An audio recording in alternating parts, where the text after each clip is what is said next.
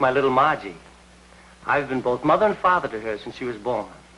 She's grown up now, and you think my job is all done, eh? Well, that's what you think. When she was little, I could spank her and make her mind me. I had control over her. I made her eat her spinach, no candy before meals. And when she disobeyed, I took her roller skates away for a week. But what can you do when a girl reaches this age? She's completely out of hand. I've got a problem, believe me. I've got a problem.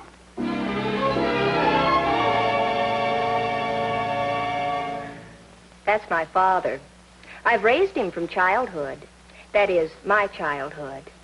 He's nearly 50 now, and you'd think he'd settle down, wouldn't you? Well, that's what you think. Today, he looks better in shorts on a tennis court than fellas 25. Girls wink at him, and what's worse, he winks back at them. I want a nice, old, comfortable father. I try to look after him, but he just won't settle down. I've got a problem, believe me, I've got a problem.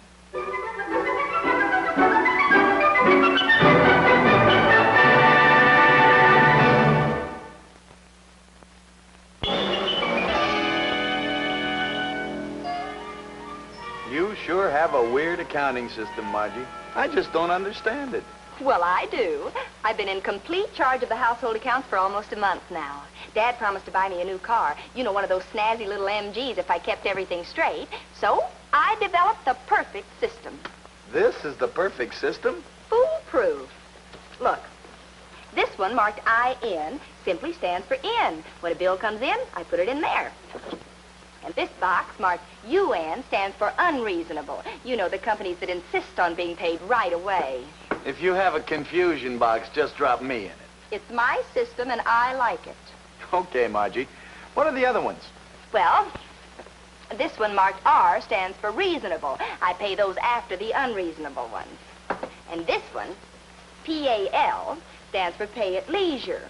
They never bother anybody. Well, what's this one? What's PMBCA stand for? Well, that stands for possible mistake. Better check again. Don't open it! What do you do with the confirmed mistakes? Put them in a trunk?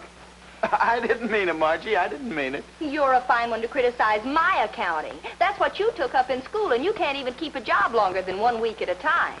I know. Maybe I ought to give up and go back to my father's office. He was the best boss I ever had. He didn't fire me for nearly a month and a half. Look, Freddie, I've given up hoping for you to ever make anything of yourself. What you do is your business. And by the same token, what I do is my business. I enjoy my accounting system. Understand? Okay, Margie. All right. Help me pick them up. I was going to save this as a little surprise for you, but after what you said about Freddie Wilson never being able to make anything of himself... You didn't get a job. I always knew that if I waited long enough, someday I'd find my niche. And I didn't call them, they called me. Well, who are they? Reynolds and Parrott. Reynolds and Parrott? For crying out loud, they're Dad's biggest competitors. He's always criticized you for not holding a job. And whatever you do, don't let him find out you're working for Reynolds and Parrott. Boy, I'm glad you warned me. What are your dad and Mr. Honeywell doing in the den?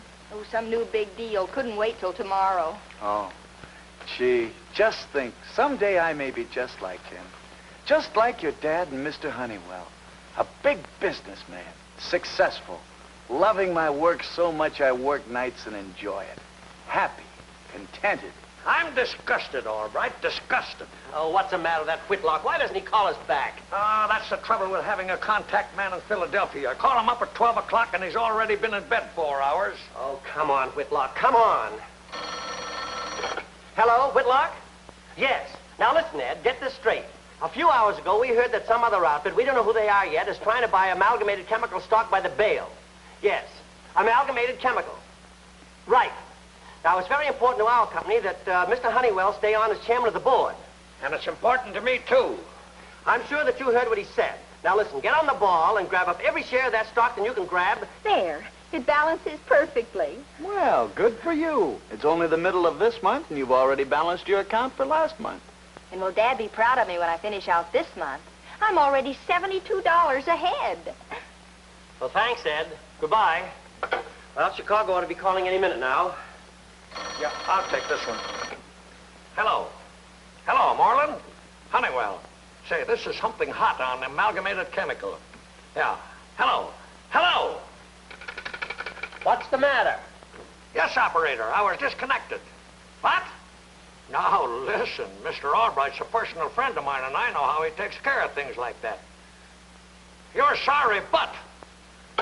Well, what do you know about that? What was that all about? Can't you take care of a simple little thing like paying your phone bill once a month? A phone bill? Well, you gotta give them credit. They waited until midnight. Now, Albright, we've got to make some more phone calls. I might have known. I put Margie in charge of the family budget. Serves you right. A woman has no place handling money. That's what I always say. Well, let's get down to the office and finish this thing up. Letting a girl handle the budget. You get the coach. What I've got to do will only take a second. Evening, Mr. Albright. You're fired. Fired? And tomorrow morning, I'll pay the phone bill. The phone bill. What do you hear? Real quiet dial tone. And how many other bills did you forget to pay? Mr. Albright, Margie means well. So in her defense, may I say... No, you may not. Well, I was just going to say... Oh, Freddie, will you be quiet? You're only making things worse. Oh, please, Dad, let me explain. Now I understand why I had $72 extra. I overlooked the phone bill. But, Mr. Albright, if you'd just let her check the possible mistake better check again box, I'm sure she could... Why don't you mind your own business? Dad, I'm sorry I forgot to pay the phone bill, but by spending the $72, I saved us $28. Well, how do you make that out? I got a $100 Manelli hat for $72. Isn't that saving $28? Well, why didn't you forget to pay the gas bill and save us another 10 or 15? Come on, Albright, let's go. Oh, but Dad, give me another chance, won't you? What about my new car? Forget it. I'm disgusted. So am I. Let's go. But, Dad... Don't feel too badly, dear. After all, you are a woman, and they're just not made to handle money. Good night. Good night. I hate to see you so upset, Margie, but all of us have to learn a little lesson once in a while. Come on, come on. He's mean. He's mean. He sure is. Don't you dare agree with me when I say something against my father. Go home. This place confuses me. It confuses me.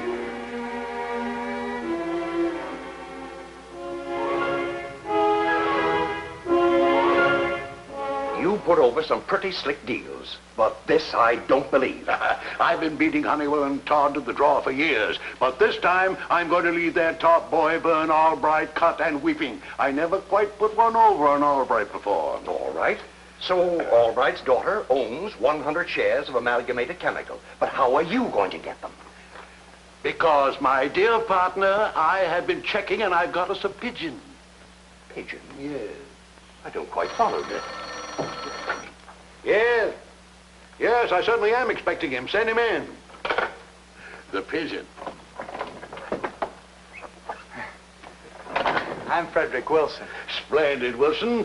I'm Mr. Reynolds, and this is Mr. Parrott. How do you do, sir? Nice to know you, sir. Now, I'll be brief, Wilson. We're interested in picking up some stock in a hurry. And you come very highly recommended as a young man whose quick-mindedness and ability to make split-second decisions stopped our search cold. So you're our boy. Oh, sorry, sir. My name's Wilson. Frederick Wilson. Now, don't be so modest. Well, who told you about me? Who told us about you? We have our scouts out. You can bank on that. Isn't that right, Mr. Parrott? Oh, yes, indeed. Scouts all over the place. Yes. Now, here's a list of the holders of stock we haven't gotten yet. You go and get them. Start at $4 a share, but we're authorizing you to go up to $7 if you have to. Gee, I never got a job so easy in my life. I'm a stock buyer. Hey, what a coincidence. Coincidence, Wilson? Yeah, Margaret Albright, 100 shares. Well, she's my girlfriend. Your girlfriend? Mr. Parrott, what do you think of that? Amazing. Positively amazing. Yes, well, that ought to be duck soup for you, my lad. Not only that, but it gives you a real chance to do your girlfriend a favor. If I were you, I'd start with Miss Albright. Sort of make your first purchase on home territory. Oh, boy, I can hardly wait to see the look on Margie's face when she finds out that instead of dropping in for a date, I'm there to buy stock from her.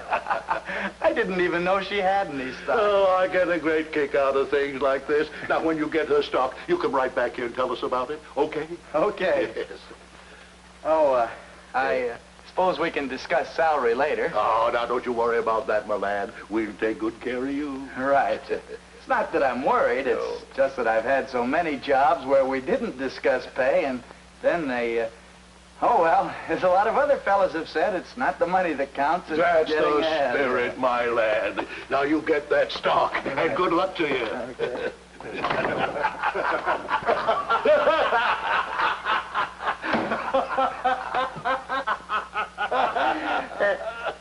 Wait a minute. How do you know that Albright hasn't already gotten his daughter's stock? Well, I'll tell you. Suppose your daughter had some of that stock. Would you worry about it? Or wouldn't you just naturally assume that she had it tucked away safely at home? All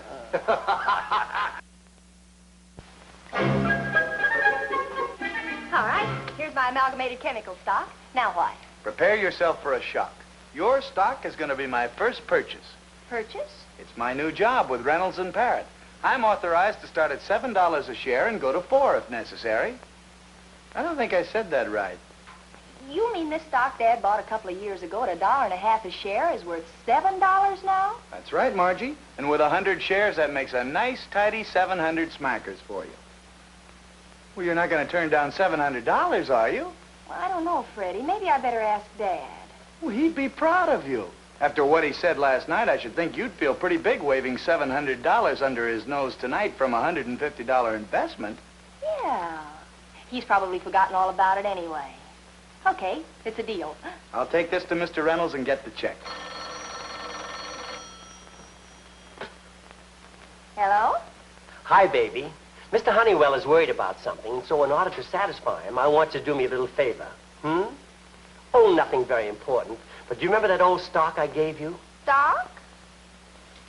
Sure, Dad, I remember. What about it? Bring it to your office? Yes, we're picking up as much of it as we can, and Mr. Honeywell thinks we ought to have yours. Just relax. She'll have it down here in an hour. Is it valuable? Well, honey, we'll give you a nice little profit, say, $2 a share. Oh, come now, Dad. What's up? Are you sure it isn't worth more? Oh. Since he's in a generous mood, he'll give me $3 a share for it. We already have a deal. You drive a pretty hard bargain, honey, but $3 it is. Now bring it on down. What? You aren't selling? No, Dad. If it's gone up to $3 a share, it'll go higher soon. So, just to prove that you were wrong about me not being a good businesswoman, I'm holding on to it. No, Dad, I'm sorry. Bye. Look, Margie, we have a deal. If Reynolds and Parrott will go to $7 a share on first try, and my father comes up $1 a share in less than a minute, something's cooking. Something tells me little Margie's in for a very interesting evening with her dear old pappy. Give me that stock. No. First time anybody ever called me for a job, and I flunk out before I get started. That's right. Reynolds and Parrott called you. How do you like that? Margie Albright's boyfriend. Margie has stock. Hire her boyfriend. You get it? Get what? Never mind. Just tell your employers I'm not interested in $7 a share. But they said I could only go as high as 7. Tell them I want more. I just have a little hunch, that's all. Nothing to worry about, huh? She'll be down here with it in an hour, huh? Oh, I can't understand it. I thought she'd be tickled to death to make a $300 profit. Now, wait a minute. Sure, that's it. What's what? She's pretty smart. She knows I want that stock. And she's going to make me admit that she's a good businesswoman by not selling it right away. I hope you're right. Oh, you don't know Margie the way I do. I know just how to get around her. I'll have that stock before we sit down to dinner.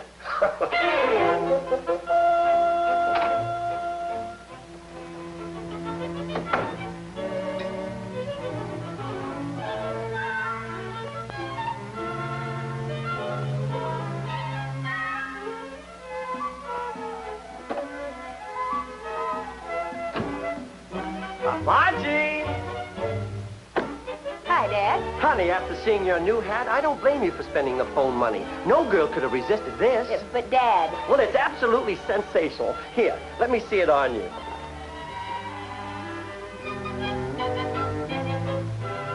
Real stunning, Margie. It looks like $1 million. Dad, you've got it on backwards. Oh, that proves what a wonderful hat it is. It looks great both ways. I mean it, honey. You should always wear hats like that. I've been wearing this one a good 2 years. The new one's in my bedroom. What's a man supposed to know about hats anyway? Hey, what's this? Oh, just happened to pass an old flower lady. Well, thanks, Dad. And here's some candy for you. Oh, just happened to pass an old candy lady, too, huh? Let's sit down and have an old-fashioned talk. Sure, Dad. Shoot. Well, first of all, I want to apologize for last night. I guess I was a little hasty, but as of right now, you're handling the household accounts again. How's that? Great. My, but you're in a good humor tonight. I feel great. But let's not talk about an old businessman. Let's talk about something more important. All right. What'll we talk about? Oh, I don't know. How about my stock? Stock? Your stock? Oh, well, you know, that's not very interesting. You know how the market is. A stock is very valuable today and worthless tomorrow. Okay. I promise I won't talk about stocks. I'll get dinner. Margie, wait. All right, we'll talk about your stock. Oh, I just promised I wouldn't. But you can break your promise. Not interested. Margie. Yes, Dad? I tried to flatter your hat. I bought you flowers and candy, but apparently you know more than I thought. So I'm upping the offer to $4 a share for you know darn well what. $5. Okay, $5. Not interested. But you named your own price. That's big business. Wreck their nervous system and they're at your mercy. Now you listen, Margie Albright. Okay, just because you're my daughter, I'll make it $5.50. It's a good thing I'm not a stranger. Sorry, Dad, I've already been offered $7. $7? Yup. By a little establishment yonder a ways called Reynolds and Parrots. Why, those conniving... Oh, honey, you wouldn't sell your stock to those robbers. Oh, I don't know. I'm a pretty shrewd businesswoman when I want to be. I take back everything I said last night. You're a terrific businesswoman. You're only saying that to get my stock. Margie, I have a new offer for your stock. Well, what do you know about it? You hate me anyway, Mr. Albright, and a job's a job, so you might as well know. I'm working for Reynolds and Parrott. What? Come on, Freddie. What's the latest? Well, Margie, it seems that things are pretty close. Reynolds and Parrott and Honeywell and Todd are neck and neck. So I'm authorized to offer you $10 a share. $10 a share? Yahoo! Did you hear that, Dad?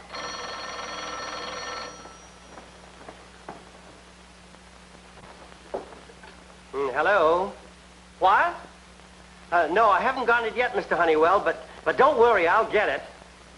Are you positive? Well, don't worry, I'll get it. Goodbye. Margie, we've got to have that stock. Reynolds and Parrott have the same number of shares we have. We're tied, same number of votes. Votes? Each share represents a vote, Margie. Your 100 votes will make the difference between who'll be chairman of the board, Mr. Honeywell or Mr. Reynolds. Well, what do you know? All right, gentlemen, you may start the bidding. Well, I wasn't supposed to go over 20, but now the sky's the limit. 13. You mean you're going to bid against me to my own daughter? Well, a job's a job. Throw me out and I'll bid right through the keyhole. $15. Hey, I'm bidding against myself. Mr. Albright, would you care to say 15 so I can go to 16? 15. 16. 17. 17.50. 8. I'm not going to bid any more. Go ahead and sell to Reynolds. But just remember what you're doing to your poor old father. Your poor old dad. Come on, Mr. Albright. No fair using the sob stuff. 18.50. 19.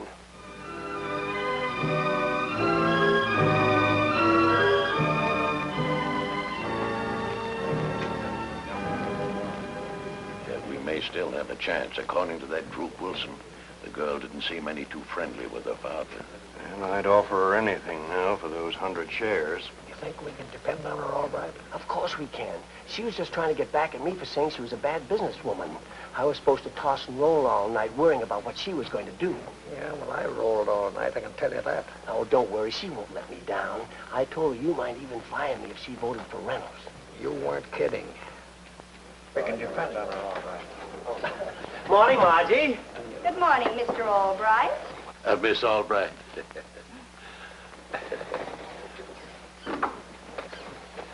She's just sort of kidding us along.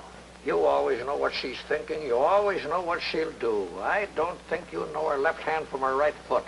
All right, Mr. Chairman, shall we get started? Yes, of course. The meeting will come to order. Mr. Chairman? Mr. Chairman. Yeah, the chair recognizes Mr. Albright. Gentlemen and Miss Albright, I'm sure we all know why we're here. To elect a chairman of the board of directors.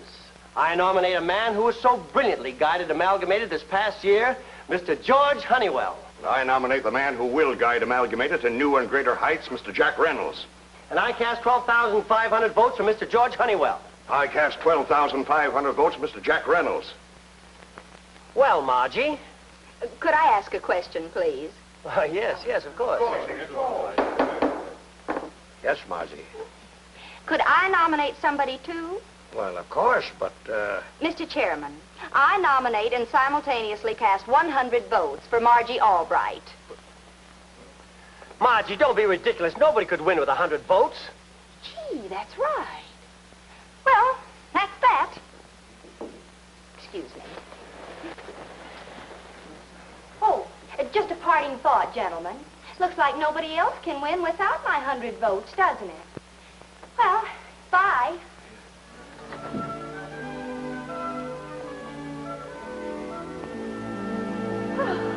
Well, what do you say, Miss Albright? Like it? Like it? Oh, it's gorgeous. Dad, isn't it sweet of Mr. Reynolds to buy me all these beautiful gifts? It's the most underhanded thing I ever heard of, busting into my apartment and trying to bribe my own daughter with a lot of measly presents. Measly, he says. Miss Albright, what is your pleasure? Diamonds or rubies? Have some more candy. Oh, no, thank Come on, Miss Albright, vote for me and start really living. Don't listen to them, Margie. Oh, look at me. This is your old pappy talking, remember? But, Dad, I thought you wanted me to be a shrewd businesswoman. Oh, no, I don't. I'm sorry I ever mentioned it. I just want you to be your own sweet self. My little Margie on my side, right or wrong. Very touching. Yeah, get him a crying towel. You keep out of this, you conniving chiselers. Who's a chiseler, you old goat?